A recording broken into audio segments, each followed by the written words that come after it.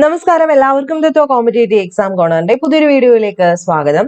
അപ്പൊ ഇന്നത്തെ വീഡിയോയിൽ നമ്മൾ ഡിസ്കസ് ചെയ്യാൻ പോകുന്നത് ഡിഗ്രി ലെവൽ പ്രിലിംസ് പ്രിപ്പയർ ചെയ്യുന്നവര് വേണ്ടിയിട്ടും KS പ്രിപ്പയർ ചെയ്യുന്നവർക്ക് വേണ്ടിയിട്ടും PSC ഏറ്റവും അടുത്ത മാസങ്ങളിലായിട്ട് നടത്തിയിട്ടുള്ള ഡിഗ്രി ലെവൽ എക്സാംസിന്റെ ക്വസ്റ്റ്യൻ പേപ്പറും അതിന്റെ റിലേറ്റഡ് ഫാക്ട്സുമാണ്.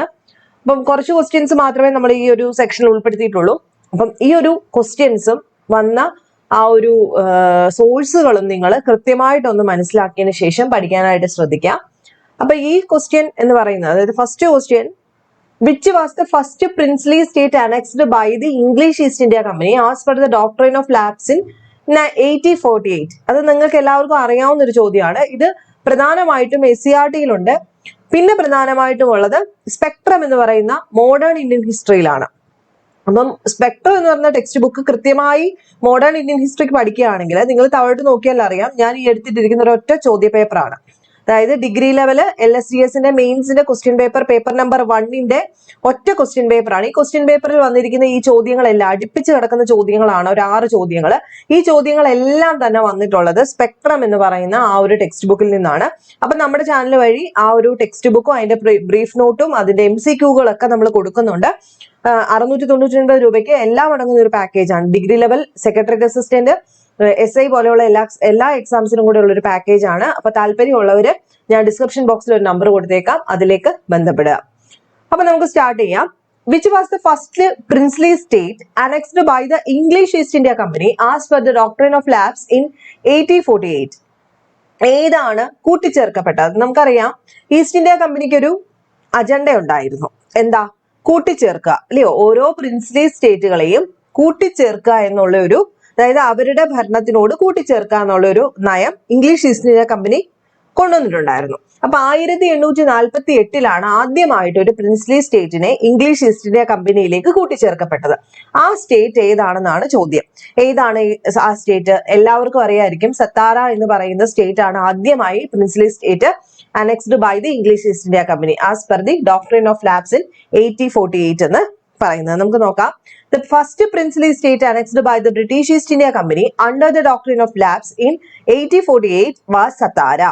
എന്താ ഈ ഒരു Doctrine of Lapse എന്ന് വെച്ച് കഴിഞ്ഞാല്, ഇതൊരു പോളിസിയാണ്, ഒരു അനക്സേഷൻ പോളിസിയാണ്. Particularly associate with lord Dalhousie. ഇതും ചോദിച്ചിട്ടുണ്ട്.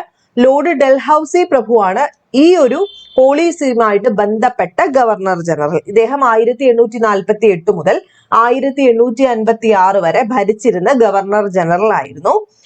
ഇത് പ്രധാനമായിട്ടും പറയുന്നത് എന്താ?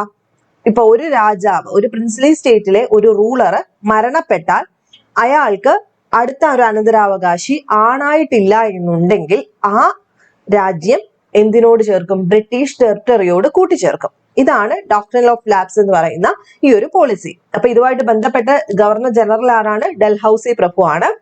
അപ്പൊ ഇതെന്താണെന്ന് ഓർത്തു വെച്ചേക്കാം. അതുപോലെ ആദ്യമായിട്ട് ഇങ്ങനെ കൂട്ടിച്ചേർക്കപ്പെട്ട പ്രിൻസ്ലി സ്റ്റേറ്റ് ആണ് സത്താര എന്ന് പറയുന്നത്. The first state to be annexed under this doctrine was Satara in 1848 when the last ruler, ആരായിരുന്നു അവിടുത്തെ അവസാനത്തെ റൂളർ? ഷഹാജി 2 ആയിരുന്നു. അപ്പൊ അദ്ദേഹത്തിന് ഒരു നാച്ചുറൽ ആയിട്ടുള്ള ഒരു അനന്തരാവകാശി, പിന്നീട് ദത്തവകാശം പറ്റില്ല, ദത്തെടുക്കുന്ന കുട്ടിയെ അടുത്ത അനന്തരാവകാശിയാക്കാൻ പറ്റില്ലെന്നായിരുന്നു ഈ ഒരു നിയമം പറയുന്നത്. അപ്പൊ അദ്ദേഹത്തിന് നാച്ചുറൽ ആയിട്ടുള്ള ഒരു അനന്തരാവകാശി ഇല്ലാത്തത് കൊണ്ട് തന്നെ സതാര എന്ന് പറയുന്ന ഇദ്ദേഹത്തിന്റെ സ്റ്റേറ്റ് ബ്രിട്ടീഷ് ആ ഒരു ഈസ്റ്റ് ഇന്ത്യ കമ്പനിയോട്, ബ്രിട്ടീഷ് ടെറിട്ടറിയോട് കൂട്ടിച്ചേർക്കപ്പെട്ടു. ഇനി മറ്റ് സ്റ്റേറ്റുകൾ ഏതൊക്കെയാണ് കൂട്ടിച്ചേർക്കപ്പെട്ടതെന്ന് നോക്കാം. ജയ്പൂര്, സാമ്പൽപൂര്, അത് തൊട്ടടുത്ത വർഷം 1849 ജയ്പൂരും സാമ്പൽപൂരും. ഭഗത് 1850 ഉദയ്പൂർ 1852 ഝാൻസി 1853 നാഗ്പൂര് 1854 കൂട്ടിച്ചേർത്തു. എങ്ങനെ? ബ്രിട്ടീഷ് ടെറിട്ടറിയോട് കൂട്ടിച്ചേർത്തു. അപ്പൊ ഇതാണ് ആദ്യത്തെ ചോദ്യം. ഇത് ഞാൻ പറഞ്ഞു, SCERT ടെക്സ്റ്റ് ബുക്കിനകത്ത് വളരെ ഇമ്പോർട്ടന്റ് ആയിട്ട് ചോദിക്കുന്ന ഒരു ചോദ്യമാണ്, വളരെ ഇമ്പോർട്ടന്റ് ആയിട്ടുള്ള ഒരു സെക്ഷനാണ്. ബ്രിട്ടീഷുകാർ ഏതൊക്കെ വഴിയാണ് പ്രിൻസ്ലി സ്റ്റേറ്റ് അറ്റാച്ച് ചെയ്തെടുത്തതെന്നുള്ളതിനകത്ത് സബ്സിഡിയറി അലയൻസ് ഒക്കെ നമ്മൾ പഠിക്കില്ലേ, ആ കൂട്ടത്തിൽ തന്നെ പറയുന്നതാണ് ഈ ഒരു അനന്തരാവകാശി ഇല്ലാത്ത സമയത്ത് കൂട്ടിച്ചേർക്കും എന്നുള്ളത്. അപ്പൊ ഫസ്റ്റ് സ്റ്റേറ്റ് സത്താരയാണ്. അതിന്റെ കൂട്ടത്തിൽ തന്നെ ഏതൊക്കെ ഉണ്ടെന്നും കൂടെ പഠിച്ചു വെക്കുക, ആ വർഷവും കൂടെ ഒന്ന് നോക്കി വെച്ചേക്കാം. ഏതൊക്കെയാണെന്ന് ഓർമ്മയുണ്ടല്ലോ? സാമ്പൽപൂര്, ജയ്പൂർ 1849, ഭഗത് 1850, അതുപോലെ ഉദയ്പൂർ 1852, ഝാൻസി എപ്പോഴും ചോദിക്കാറുണ്ട് 1853, നാഗ്പൂർ 1854. 1964. നെക്സ്റ്റ് ചോദ്യം നോക്കാം. Who introduce the portfolio system? 1861 portfolio system കൊണ്ടുവരുന്നത്. ഇത് ആരാണ് ഇംപ്ലിമെന്റ് ചെയ്തത്? ആ ക്വസ്റ്റ്യനകത്ത് തന്നെ ഉണ്ട്. As a part of the implementation of the Indian council act. Indian council ആക്ടിന്റെ ഇംപ്ലിമെന്റേഷനോട് കൂടി പോർട്ട്ഫോളിയോ സിസ്റ്റം എന്ന് പറയുന്ന ഒരു സിസ്റ്റം 1861 താഴെ പറയുന്ന ആരാണ് ആഡ് ചെയ്തത് അല്ലെങ്കിൽ ഇൻട്രൊഡ്യൂസ് ചെയ്തതെന്നാണ് ചോദിച്ചിരിക്കുന്നത്. ലോർഡ് വെല്ലസ്ലി ആണോ, മിന്റോ പ്രഭു ആണോ, കോൺവാലിസ് ആണോ, കാനിങ് പ്രഭു ആണോ? അപ്പൊ ആരാണെന്ന് ചോദിക്കുമ്പോൾ പോർട്ട്ഫോളിയോ സിസ്റ്റം എന്ന് കേൾക്കുമ്പോൾ തന്നെ ഓർത്ത് വെച്ചേക്കാം, ലോർഡ് കാനിങ് ആണ് കേട്ടോ. കാനിങ് ആണ് പോർട്ട്ഫോളിയോ സിസ്റ്റം 1861 കൊണ്ടുവന്നത്. എന്തിന്റെ പാർട്ടായിട്ടാ? ഇന്ത്യൻ കൗൺസിൽ ആക്ടിന്റെ പാർട്ടായിട്ട് പോർട്ട്ഫോളിയോ സിസ്റ്റം 1861 കൊണ്ടുവന്നത് ലോർഡ് കാനിങ് ആണ്. ഇനി നോക്കിക്കേ, assign specific government department to each council member. ഓരോ കൗൺസിൽ മെമ്പറിനും ഓരോ സ്പെസിഫിക് ഗവൺമെന്റ് ഡിപ്പാർട്ട്മെന്റ് അസൈൻ ചെയ്ത് കൊടുക്കുക എന്നുള്ള ലക്ഷ്യത്തോട് കൂടിയിട്ടാണ് ഇത് കൊണ്ടുവന്നത്. ഇനി ലോർഡ് കാനിങ്ങിന്റെ ഇതിന്റെ റോള് നോക്കാം. ലോർഡ് കാനിങ് എന്ന് പറയുന്ന വ്യക്തി ഒരു ഗവർണർ ജനറൽ ആയിരുന്നെന്നറിയാം, വൈസ്രോയി ആയിരുന്നു അദ്ദേഹം പോർട്ട്ഫോളിയോ സിസ്റ്റം സ്റ്റാർട്ട് ചെയ്തു. അതുപോലെ തന്നെ ഈച്ച് മെമ്പർ ഓഫ്, അതായത് എന്താണ് ഈ portfolio system? Each member of the executive council was assigned A specific department. ഓരോ ഡിപ്പാർട്ട്മെന്റിനും ഓരോ അംഗങ്ങളെ, ഓരോ എക്സിക്യൂട്ടീവ് കൗൺസിലുള്ള മെമ്പേഴ്സിന് അത് അസൈൻ ചെയ്ത് കൊടുക്കുക. ഓരോ ഡിപ്പാർട്ട്മെന്റ് ഓരോരുത്തർക്ക് വിതരണം ചെയ്ത് കൊടുക്കുക. That is called portfolio system. ഇനി എന്താണ് Indian council act? 1861 Indian council act പ്രകാരമാണ് ഈ പോർട്ട്ഫോളിയോ സിസ്റ്റം കൊണ്ടുവന്നതെന്ന് നമ്മൾ പറഞ്ഞു. അപ്പൊ 1861 ഇന്ത്യൻ കൗൺസിൽ ആക്ട് ഫോർമലൈസ് ചെയ്താണ് പോർട്ട്ഫോളിയോ സിസ്റ്റം. അതെന്താണെന്ന് നമ്മളിപ്പോൾ ഓൾറെഡി പറഞ്ഞു. ഓരോ കൗൺസിൽ മെമ്പേഴ്സിനും ഗവൺമെന്റ് ഓരോ ഡിപ്പാർട്ട്മെന്റ് സ്പെസിഫിക് ആയിട്ട് അസൈൻ ചെയ്ത് കൊടുക്കുക. ഇനി ഇതിന്റെ സിഗ്നിഫിക്കൻസ് എന്താണെന്ന് ചോദിച്ചാൽ, അഡ്മിനിസ്ട്രേറ്റീവ് എഫിഷ്യൻസി. ഇപ്പൊ ഓരോ വ്യക്തികൾക്ക്, കൗൺസിൽ മെമ്പേഴ്സിന് ഓരോ ഡിപ്പാർട്ട്മെന്റിന്റെ ഹെഡായിട്ട് കൊണ്ടിരുത്തി കൊടുക്കുക, അല്ലെ? സ്പെസിഫിക് ആയിട്ടുള്ള ഒരു ചാർജ് കൊടുക്കുക എന്ന് പറയുമ്പോൾ അഡ്മിനിസ്ട്രേറ്റീവ് എഫിഷ്യൻസി അവിടെ കൂടും, അല്ലയോ? ഒരു ഫൈനൽ ഓർഡർ ഇഷ്യൂ ചെയ്യാനും അവരുടെ റെസ്പെക്റ്റീവ് ആയിട്ടുള്ള ഡിപ്പാർട്ട്മെന്റിൽ തീരുമാനങ്ങൾ എടുക്കാനും നടപ്പിലാക്കാനുമുള്ള അനുവാദം അവർക്ക് കൊടുത്തിട്ടുണ്ട്. അതുകൊണ്ട് തന്നെ അവിടുത്തെ അഡ്മിനിസ്ട്രേറ്റീവ് എഫിഷ്യൻസി കൂട്ടാനായിട്ട് എന്ത് കാരണമാവും? ഈ ഒരു പോർട്ട്ഫോളിയോ സിസ്റ്റം കാരണമാവും. ഇനി മറ്റ് പ്രൊവിഷൻസ് എന്തൊക്കെയാണെന്ന് നോക്കാം. നമ്മുടെ 1861 ഇന്ത്യൻ കൗൺസിൽ ആക്ടിന്റെ മറ്റ് provisions. The act also restored legislative power to the Bombay and Madras presidencies and established legislative council in Bengal, North Western Frontier provinces and Punjab. ഇതിന്റെ ഏറ്റവും പ്രധാനപ്പെട്ട മറ്റൊരു പ്രൊവിഷൻ ആയിരുന്നു ഈ ഒരു ആക്ട് എന്ന് പറയുന്നത്. ലെജിസ്ലേറ്റീവ് പവർ ആർക്ക് കൊടുത്തു? ബോംബെക്കും മദ്രാസ് പ്രസിഡൻസിക്കും ലെജിസ്ലേറ്റീവ് പവർ തിരികെ കൊടുത്ത ഒരു ആക്ട് ആയിരുന്നു ഇത്. അതുപോലെ ലെജിസ്ലേറ്റീവ് കൗൺസിൽസ് എവിടൊക്കെ എസ്റ്റാബ്ലിഷ്ഡ് ആയി? ബംഗാളില്, NWFP എന്ന് പറയുമ്പോൾ നോർത്ത് വെസ്റ്റേൺ ഫ്രോണ്ടിയർ പ്രൊവിൻസസിലും പഞ്ചാബിലും എന്ത് കൊണ്ടുവന്നു? ലെജിസ്ലേറ്റീവ് കൗൺസിൽസ് എസ്റ്റാബ്ലിഷ്ഡ് ആക്കിയതും 1861 ഇന്ത്യൻ കൗൺസിൽ ആക്ട് പ്രകാരം ആണ്. അതുപോലെ nomination of the Indian members. ഇവിടെ the act also allowed the viceroy to nominate Indian to legislative council. വളരെ ഇമ്പോർട്ടന്റ് ആയിട്ടുള്ള ഒരു പോയിന്റ് ആണ്. 1861 ഇന്ത്യൻ കൗൺസിൽ ആക്ട് പ്രകാരമാണ് വൈസ്രോയിക്ക് എന്തിനുള്ള അധികാരം കൊടുത്തു? To nominate Indians to legislative council. Legislative കൗൺസിലിലേക്ക് ആരെ കയറ്റാനുള്ള, നോമിനേറ്റ് ചെയ്യാം, ഇന്ത്യൻസിനെ നോമിനേറ്റ് ചെയ്യാം. ആരെ നോമിനേറ്റ് ചെയ്യുന്നത്? വൈസ്രോയിക്ക് നോമിനേറ്റ് ചെയ്യാനുള്ള അധികാരം കൊടുത്ത ആക്ട് ആണ് Indian council act of 1861. Okay, അപ്പൊ ഇത്രയാണ് ഓർത്തു വെച്ചിരിക്കേണ്ടത്. അടുത്ത ക്വസ്റ്റ്യൻ നോക്കാം. Which among the following is not nominated by the lord Canning to the council of 1862? 61 ആയാലും ഓക്കെയാണ്. ഇപ്പൊ നമ്മൾ പറഞ്ഞത് തന്നെയാണ്. ഈ പറയുന്ന ആരെയാണ് ലോർഡ് കാനിങ് കൗൺസിലേക്ക്, അതായത് ഇപ്പൊ നമ്മൾ പറഞ്ഞ ആ ഒരു നോമിനേറ്റ് ചെയ്യാമെന്ന് പറഞ്ഞില്ലേ, ആ കൗൺസിലേക്ക് 1962 or 61 ചോദിച്ചു കഴിഞ്ഞാൽ ഓർത്ത് വെച്ചേക്ക് ആരെയാണ് നോമിനേറ്റ് ചെയ്യാത്തത്. അപ്പൊ നോമിനേറ്റ് ചെയ്ത ആരൊക്കെയാണെന്ന് പ്രധാനപ്പെട്ട 3 ആൾക്കാരെയാണ് ലോർഡ് കാനിങ് ഇന്ത്യൻ കൗൺസിൽ ആക്ടിലെ നോമിനേറ്റ് ചെയ്യാം, ലെജിസ്ലേറ്റീവ് കൗൺസിലോട്ട് നോമിനേറ്റ് ചെയ്യാന്ന് പറഞ്ഞില്ലേ, 3 പേരെയാണ് നോമിനേറ്റ് ചെയ്തത്. അത് ആരൊക്കെയാണെന്ന് ഓർത്ത് വെച്ചേക്ക്. അപ്പൊ ഇതിനകത്ത് ആരെയാണ് അല്ലാത്തതെന്ന് പെട്ടെന്ന് നമുക്ക് കിട്ടും. അപ്പൊ ഇന്ത്യൻ കൗൺസിൽ ആക്ട് പേര് നോക്കുക. Raja of Banaras, Maharaja of Patiala, Maharaja of Mysore, sir Dinakar Rao. ആദ്യം ഞാൻ അങ്ങ് പറയാം, അതിന് ശേഷം ആൻസർ പറയാം. ഒരുപാട് പേർക്ക് ഇത് അറിയായിരിക്കും. Indian council act of 1961 made a beginning of the representative institution by associating Indian with law making process. നിയമനിർമ്മാണ സഭയിലേക്ക് ഇന്ത്യൻസിനും കൂടെ ഒരു പ്രാതിനിധ്യം കൊടുക്കുക എന്നുള്ളത് സ്റ്റാർട്ട് ചെയ്തത് Indian council of act of 1861 It thus provided that the Viceroy should nominate some Indians as non-official members of his expanded council. അതായത് ഇദ്ദേഹത്തിന്റെ കൗൺസിൽ എക്സ്പാൻഡ് ചെയ്യുന്നു, കുറച്ച് നോൺ ഒഫീഷ്യൽ മെമ്പേഴ്സിനെ ഇതിലേക്ക് കയറ്റുന്നു. ഇതാണ് ഉദ്ദേശം. അപ്പൊ 1861 Lord Canning then the viceroy nominated 3 Indians. 3 ഇന്ത്യൻസിനെ കൊണ്ടുവന്നു. ഒന്നാമത്തെ ആള് രാജ ഓഫ് ബനാറസ്, ബനാറസ് രാജാവ്, പാട്യാല മഹാരാജ, സർ ദിനകർ റാവു. ഇങ്ങനെ 3 ആൾക്കാരെയാണ് ഇദ്ദേഹം നോമിനേറ്റ് ചെയ്തത്. അത് ലോർഡ് കാനിങ്. അപ്പൊ ആരാ അല്ലാത്ത? മഹാരാജ ഓഫ് മൈസൂർ ആണ് നോമിനേറ്റ് ചെയ്യപ്പെടാത്ത വ്യക്തി. ആരെയൊക്കെ നോമിനേറ്റ് ചെയ്തത്? Raja of Banaras, Maharaja of Patiala, sir Dinakar Rao. തെറ്റിക്കരുത്, ഇമ്പോർട്ടന്റ് ആണ്. അടുത്ത ക്വസ്റ്റ്യൻ നോക്കാം. Which act established a separate electorate for Hindu and Muslim? ഇത് സ്ഥിരമായിട്ട് ചോദിക്കുന്ന ഒരു ചോദ്യമാണ്, എല്ലാവർക്കും അറിയാവുന്ന ആൻസറുമാണിത്. അപ്പൊ ഏത് ആക്ടിലാണ് ഒരു സെപ്പറേറ്റ് ഇലക്ടറേറ്റ്, ഹിന്ദുസിനും മുസ്ലിംസിനും സെപ്പറേറ്റ് ഇലക്ടറേറ്റ് തരാം എന്നുള്ള രീതിയിൽ എസ്റ്റാബ്ലിഷ്മെന്റ് നടന്ന ആക്ട് ഏതാണെന്നാണ് ചോദ്യം. Government of India act 1919, Montagu Chelmsford എന്നൊക്കെ വിളിക്കുന്ന act. Indian council act 1892, Indian independence act 1947, Minto Morley ഭരണപരിഷ്കാരം 1909 മിന്റോ മോർലി റീഫോം ആക്ട്. ഏത് പ്രകാരമാണ് സെപ്പറേറ്റ് ഇലക്ടറേറ്റ് മുസ്ലിംസിനും ഹിന്ദുക്കൾക്കും കൊടുക്കുമെന്ന് പറഞ്ഞതെന്നാണ് ചോദിച്ചിരിക്കുന്നത്. അപ്പൊ ആൻസർ വളരെ ഈസി ആയിട്ടുള്ള ഒരു ആൻസർ ആണ്, എല്ലാവർക്കും അറിയാവുന്ന ആൻസർ തന്നെയാണ്. ഏതായിരിക്കും ആൻസർ? ഓപ്ഷൻ ഡി ആണ്, മിന്റോ മോർലി റീഫോം ആക്ട് 1909. നോക്കാം. It introduced a system of communal representation for Muslim by accepting the concept of separate electorate. Separate electorate കൊടുക്കാം എന്ന് പറഞ്ഞ് കമ്മ്യൂണൽ റെപ്രസെന്റേഷൻ എന്ന് പറഞ്ഞ സിസ്റ്റം സ്റ്റാർട്ട് ചെയ്യുന്നത് ഈ ഒരു ആക്ടിലാണ്. Under this, the Muslim members were to be elected only by Muslim voters. എങ്ങനെയാ? മുസ്ലിം മെമ്പേഴ്സിനെ Muslims vote ചെയ്ത് ജയിപ്പിക്കും, ഇലക്ട് ചെയ്യും. The act legalized communalism and Lord Minto come to known as the father of communal electorate. നമ്മുടെ ഈ Minto Morley ഭരണപരിഷ്കാരം എന്നാണ് അതിനെ അറിയപ്പെടുന്നത്. അപ്പൊ ഈ മിന്റോ എന്ന് പറയുന്ന വ്യക്തി ഉണ്ടല്ലോ, ലോർഡ് മിന്റോ, ഇദ്ദേഹമാണ് ഈ ഒരു ആക്ടിന്റെ ഒരാള്.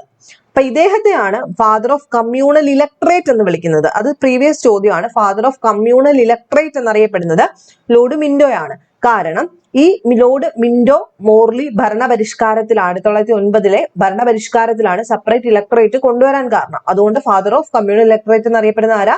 ലോർഡ് മിന്റോയാണ്. The budget could be debated and the resolution could be proposed. They could also discuss problems that are important to the general population. They could also inquire about the topic more.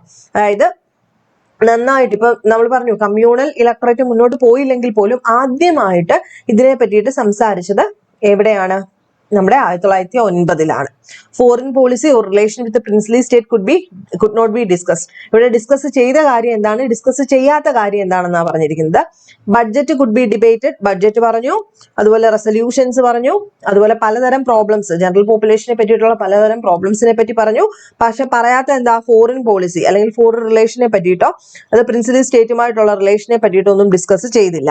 അതുപോലെ Satyendra P Sinha, നിങ്ങൾ കേട്ടിട്ടുണ്ടായിരിക്കും, Satyendra സിൻഹയെ വൈസ്രോയുടെ executive കൗൺസിലോട്ട് nominate ചെയ്ത്, അല്ലെങ്കിൽ viceroy executive കൗൺസിലേക്ക് Satyendra സിൻഹയുടെ പേര് വന്നത് ഈ ഒരു ആക്ടിലാണ്. അപ്പം ഇതിനകത്ത് ഇദ്ദേഹത്തിന്റെ ഒരു പ്രത്യേകത എന്താ? സത്യേന്ദ്ര സിൻഹയെ ഫസ്റ്റ് ഇന്ത്യൻ മെമ്പറാണ്. അതായത് വൈസ്രോയുടെ എക്സിക്യൂട്ടീവ് കൗൺസിലുള്ള ആദ്യത്തെ ഇന്ത്യൻ മെമ്പർ സത്യേന്ദ്ര സിൻഹ ആയിരുന്നു. ഇത് നോമിനേറ്റ് ചെയ്യപ്പെട്ട ആ ഒരു ഇതെന്ന് പറഞ്ഞാൽ 1909 ആഫ്റ്റർ ഗ്രേറ്റ് പ്രഷർ ഫ്രം മോർലിയുടെ ആ ഒരു പ്രഷറോട് കൂടിയിട്ടാണ് അദ്ദേഹത്തെ സത്യേന്ദ്ര പി സിൻഹയെ വൈസ്രോയുടെ എക്സിക്യൂട്ടീവ് കൗൺസിലേക്ക് എടുക്കുന്നത്. അപ്പൊ നേരത്തെയൊക്കെ എന്തായിരുന്നു? ലെജിസ്ലേറ്റീവ് കൗൺസിലോട്ടാണ് നമ്മൾ 1861 പറഞ്ഞത്. ഇത് പക്ഷെ അങ്ങനെയല്ല, വൈസ്രോയുടെ എക്സിക്യൂട്ടീവ് കൗൺസിലോട്ട് ആദ്യമായിട്ട് ഒരു ഇന്ത്യൻ മെമ്പർ വരുന്നു, Satyendra P Sinha. The secretary of states council on Indian affairs has been expanded by 2 Indians.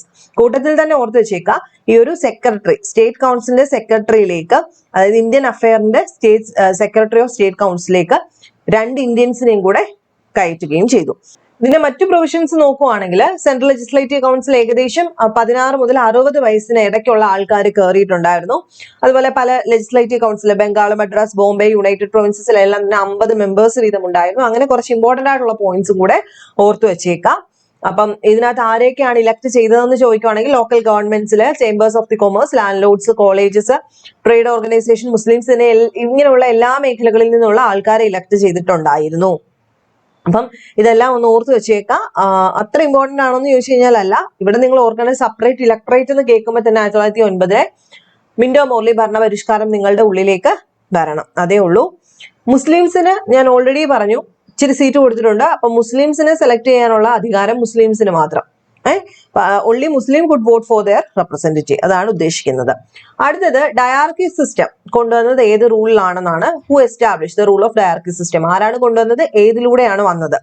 Dyarchy system കൊണ്ടുവന്നത് Montagu Chelmsford reform 1919 Montagu Chelmsford റീഫോമിലാണ് അല്ലെങ്കിൽ ആക്ടിലാണ് എന്ത് കൊണ്ടുവരുന്നത്? ഡയാർക്കി സിസ്റ്റം കൊണ്ടുവരുന്നത്. അപ്പം 1919 ഗവൺമെന്റ് ഓഫ് ഇന്ത്യ ആക്ട് അങ്ങനെ വേണമെങ്കിലും ചോദിക്കാം. പിന്നെ മറ്റൊരു പേരാണ് മൊണ്ടേഗു ചെംസ്ഫോർഡ് എന്ന് പറയുന്നത്. ഈ government of India act 1909 Minto Morley. അപ്പൊ ഇവിടെ ഡയാർക്കി എന്ന് വെച്ച് കഴിഞ്ഞാൽ ഡ്യുവൽ ഗവൺമെന്റ് എന്നാണ് അർത്ഥം. അതായത് executive branch of provincial government into 2 sections, രണ്ടായിട്ട് ഡിവൈഡ് ചെയ്തിട്ടുണ്ട്.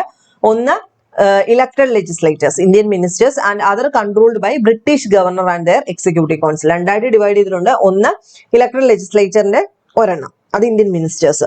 മറ്റേതെന്ന് പറഞ്ഞു കഴിഞ്ഞാൽ എന്താ? ബ്രിട്ടീഷ് ഗവർണറും അദ്ദേഹത്തിന്റെ എക്സിക്യൂട്ടീവ് കൗൺസിൽ. ഇപ്പൊ സത്യേന്ദ്ര സിൻഹ കയറി എന്ന് പറഞ്ഞില്ലേ, ആ എക്സിക്യൂട്ടീവ് കൗൺസിൽ അത് റിസർവ്ഡ് സബ്ജക്ട്സ് മാത്രം അവരെ കൈകാര്യം ചെയ്യും. ഓക്കെ, അതാണ് ഡയാർക്കി സിസ്റ്റം എന്ന് പറയുന്നത്. അപ്പൊ ഇദ്ദേഹത്തിന് ഈ ഒരു മൊണ്ടേഗു ചെംസ്ഫോർഡ് എന്ന് പറയുമ്പോൾ എഡ്വിൻ മൊണ്ടേഗു, ഇദ്ദേഹം secretary of state for India ആയിരുന്നു. ലോർഡ് ചെംസ്ഫോർഡ് എന്ന് പറയുന്നത് വൈസ്രോയി ആയിരുന്നു ആ സമയത്ത്. ഇവർ രണ്ടും കൂടെ ചേർന്നിട്ടുണ്ടാക്കിയ ആ ഒരു ആക്ട് ആണ് മൊണ്ടേഗു ചെംസ്ഫോർഡ് റീഫോംസ് എന്ന് പറയുന്നത്. 1919 government of India act. Okay, അപ്പൊ ഇത്രയും ഒന്ന് ഓർത്ത് വെച്ചേക്കാം. ഇനി കൂട്ടത്തിൽ തന്നെ കൊടുത്തിരിക്കുന്നത് നോക്കിക്കേ. ഡയാർക്കി സിസ്റ്റം പ്രൊവിൻസസിൽ കൊണ്ടുവന്നു. മറ്റ് ഓപ്ഷൻസിനകത്ത് കൊടുത്തിരിക്കുന്ന മറ്റു ആൾക്കാരുണ്ടല്ലോ, ലോർഡ് കോൺവാലിസ്. ആരൊക്കെയാണെന്ന് നോക്കിയേ. കോൺവാലിസ്, മൗണ്ട് ബാറ്റൻ, ലോർഡ് ആക്ഷൻ. ഇദ്ദേഹത്തെ പറ്റിയിട്ട് നോക്കുന്ന സമയത്ത് ലോർഡ് ആക്ഷൻ എന്ന് പറയുന്നത് ഡയാർക്കി സിസ്റ്റവുമായിട്ട് യാതൊരു ബന്ധവും ഇല്ല. സോ നമ്മൾ അത് എലിമിനേറ്റ് ചെയ്തു വിടുന്നു. ലോർഡ് കോൺവാലിസിനെ പറ്റിയിട്ട് പറയുമ്പം അദ്ദേഹത്തിന് അഡ്മിനിസ്ട്രേറ്റീവ് റീഫോംസിൽ ബംഗാളിലാണ് കൂടുതലായിട്ടും അഡ്മിനിസ്ട്രേറ്റീവ് റീഫോംസിൽ അറിയപ്പെടുന്ന ആളാണ് ലോർഡ് കോൺവാലിസ്. മൗണ്ട് ബാറ്റൻ പ്രഭു നമുക്ക് എല്ലാവർക്കും അറിയാം, എന്താണ് ലാസ്റ്റ് വൈസ്രോയി, ഇന്ത്യയുടെ അവസാനത്തെ വൈസ്രോയി ആണ്. ഡയാർക്കി സിസ്റ്റവുമായിട്ട് യാതൊരു ബന്ധവും ഇല്ല. അപ്പൊ ഇതാണ് ആൻസർ ആയിട്ട് വരുന്നത്. അപ്പൊ 1909 ഗവൺമെന്റ് ഓഫ് ഇന്ത്യ ആക്ടും 19 ഗവൺമെന്റ് ഓഫ് ഇന്ത്യ ആക്ടും നിങ്ങൾ നോക്കിയിട്ട് പോകാം. ഏറ്റവും ലാസ്റ്റത്തെ ചോദ്യമാണ് അടുത്തത്. Who said that swarajya is my birth right, I shall acquire it? നമുക്ക് എല്ലാവർക്കും അറിയാം സ്വരാജ്യം എന്റെ ജന്മാവകാശമാണ്, അത് ഞാൻ നേടുക തന്നെ ചെയ്യുമെന്ന് പറഞ്ഞ ആരായിരിക്കും? ബാലഗംഗാധര തിലകനാണ്. ഇദ്ദേഹത്തിനെ അറിയപ്പെടുന്ന പേരാണ് ലോകമാന്യ തിലക്. അങ്ങനെ ഒരു ട്രെയിൻ തന്നെ ഉണ്ട്, ലോകമാന്യ തിലക് എക്സ്പ്രസ്. അപ്പൊ ലോകമാന്യ തിലക് എന്നറിയപ്പെടുന്നത് ബാലഗംഗാധര തിലകനാണ്. ഇദ്ദേഹം ഇന്ത്യൻ ഇൻഡിപെൻഡൻസ് മൂവ്മെന്റിന്റെ ഒരു പ്രധാനപ്പെട്ട ലീഡർ ആയിരുന്നു, എക്സ്ട്രീമിസ്റ്റ് ആയിരുന്നു, അത് ഓർമ്മയുണ്ടല്ലോ. അതുപോലെ ഫാദർ ഓഫ് ഇന്ത്യൻ അൺറസ്റ്റ് എന്നറിയപ്പെടുന്ന വ്യക്തിയാണ് ബാലഗംഗാധര തിലകൻ. അദ്ദേഹത്തെ പറ്റി ഇത് നോക്കുമ്പം ഓർത്ത് വെച്ചേക്കാം, മോഡറേറ്റ്സിന്റെ വേസിനെ ഒപ്പോസ് ചെയ്യുകയും എക്സ്ട്രീമിസ്റ്റുകളുടെ കൂട്ടത്തിൽ നിൽക്കുകയും ചെയ്ത്, അതായത് റാഡിക്കൽ അഗ്രസീവ് സ്റ്റാൻസ് ഉണ്ടായിരുന്ന ഒരാളായിരുന്നു ആര്? ബാലഗംഗാധര തിലകൻ. അതുപോലെ he was one of the first advocate of Swaraj or self rule. Self rule എന്താ? സ്വരാജ് മീൻസ് സെൽഫ് റൂൾ ആണ്, അതിന്റെ ഒരു ആദ്യത്തെ ഒരു വക്താവാണെന്ന് വേണമെങ്കിൽ പറയാം. അതിന്റെ ഭാഗമായിട്ടാണ് swaraj is my birth right and I shall have it എന്ന് ഇദ്ദേഹം പറയുകയും ചെയ്തത്. He was part of the extremist faction of the INC and was a proponent of boycott and swadeshi movement. ഇത് ഓർത്ത് വെച്ചേക്കാം. 2 പേപ്പേഴ്സ്, കേസരി മറാത്തി ഭാഷയിൽ കേസരിയും മഹാരഥ എന്ന് പറയുന്നത് ഇംഗ്ലീഷ് ഭാഷയിൽ ഉണ്ടായ അദ്ദേഹത്തിന്റെ 2 പേപ്പറുകളാണ് കേട്ടോ. അത് രണ്ടും കൃത്യമായിട്ടൊന്ന് ഓർത്ത് വെച്ചേക്കാം. അദ്ദേഹത്തിന് ഗവൺമെന്റിനെ ഈ പേപ്പറിലൂടെയാണ് ഒരു പേടിയും കൂടാതെ അന്നത്തെ കാലത്ത് ക്രിട്ടിസൈസ് ചെയ്തുകൊണ്ടിരുന്നത്. 2 ഇമ്പോർട്ടന്റ് ബുക്കുകൾ കൂടെ എഴുതിയിട്ടുണ്ട്. ഗീതാ രഹസ്യ, ആർട്ടിക് ഹോം ഓഫ് വേദ എന്ന് പറയുന്ന 2 ബുക്കുകളും ഇദ്ദേഹത്തിന്റെ തന്നെയാണ്. അതുപോലെ 2 ഫെസ്റ്റിവൽ ഇപ്പോഴും ആഘോഷിക്കുന്ന 2 ഇമ്പോർട്ടന്റ് ഫെസ്റ്റിവൽസ്, പ്രൈം ഫെസ്റ്റിവൽ മഹാരാഷ്ട്രയിലും മറ്റ് അഡ്ജസന്റ് സ്റ്റേറ്റുകളിലൊക്കെ ആഘോഷിക്കുന്ന പ്രധാനപ്പെട്ട 2 ഫെസ്റ്റിവൽസ്. ഒന്ന് ശിവാജി ജയന്തി 1895 അദ്ദേഹം സ്റ്റാർട്ട് ചെയ്യുന്നതാണ്. ഗണേശ ഫെസ്റ്റിവൽ 1893 അദ്ദേഹം സ്റ്റാർട്ട് ചെയ്ത്. രണ്ടും സ്റ്റാർട്ട് ചെയ്ത ആരാ? ബാലഗംഗാധര തിലകനാണ്. അതുപോലെ ഇദ്ദേഹത്തെ പറ്റിയിട്ടൊരു ഫിലിം ഉണ്ട്, ഓംറോ ഡയറക്ട് ചെയ്ത ലോകമാന്യ ഏക് യുഗ് പുരുഷ് എന്ന് പറയുന്ന ഫിലിം ആരെ പറ്റിയിട്ടാണ്?